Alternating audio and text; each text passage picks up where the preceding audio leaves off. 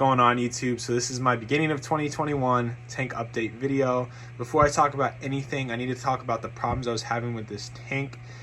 Kind of out of pure laziness. I've just been working a lot. I just been working the overnight shift, and it's kind of messed up my sleep schedule. And I haven't really tested the tank, and I was assuming everything was fine. I was doing 5-gallon water changes every other week. That was not enough. I tested my nitrates and they were at 40 ppm. So I did a 15-gallon water change, and I've been doing 10 gallons weekly. Right now they're sitting in between 10 and 20, and I'm looking to get those between 5 and 10.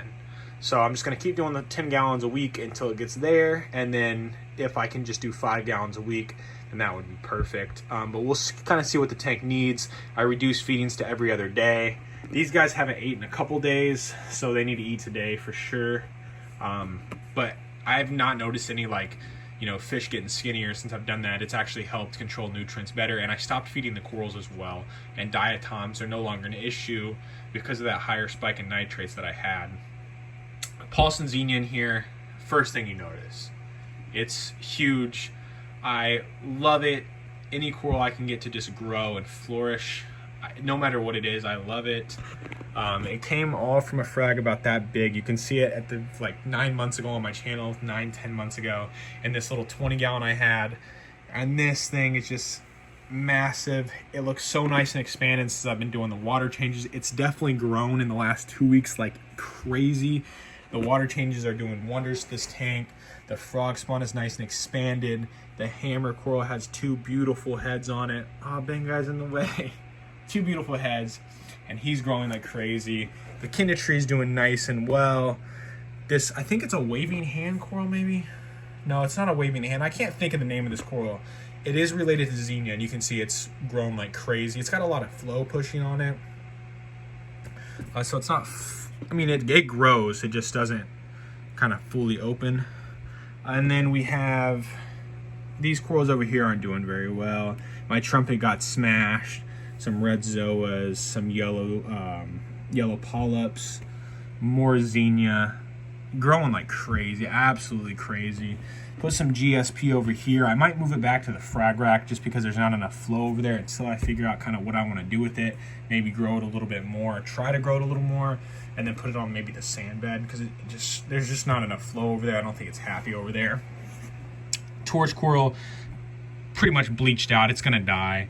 I have struggled with this torch coral since I got it probably a year ago, and I debated getting rid of it, and I never did. So I'm just gonna let it die. I'm not gonna stress myself over it. I don't think I do well with torches at all. Never had any success with them, so I'm just done with torch corals.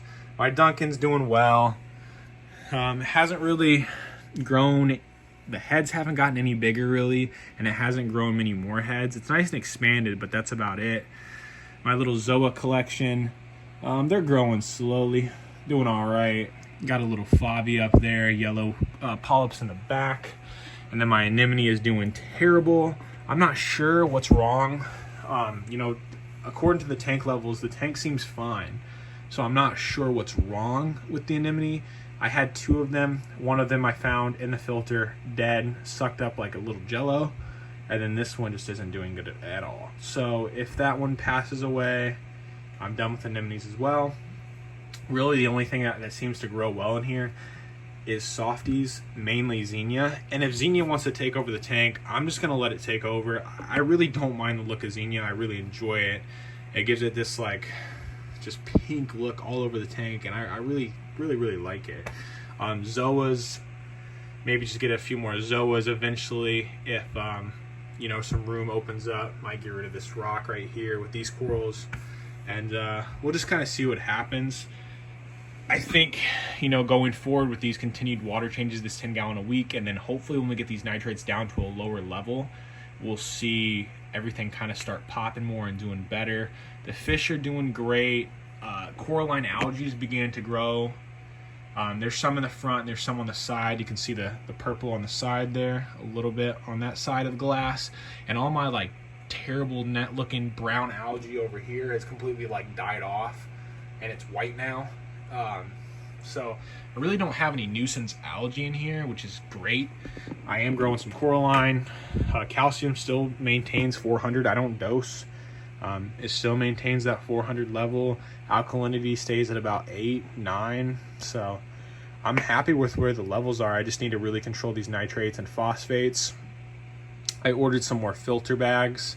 The ones I ordered were too big. The holes were too big and the media kept falling through. So those are going to be here in a couple days, and I'm going to put some Purigen and Phosguard on my filter, as well as just, you know, do routine maintenance weekly, and my water changes, change out the filter media. But this tank's maintaining itself really at this point once I get these nitrates under control, and I'm really starting to enjoy this tank again. I wasn't enjoying it for a while because nothing was really growing, but this Xenia growing like this has kind of piqued my interest back into the tank, and I'm really enjoying it. So hopefully 2021 will be a good year for this tank, and we'll just see what happens. Thank you for watching.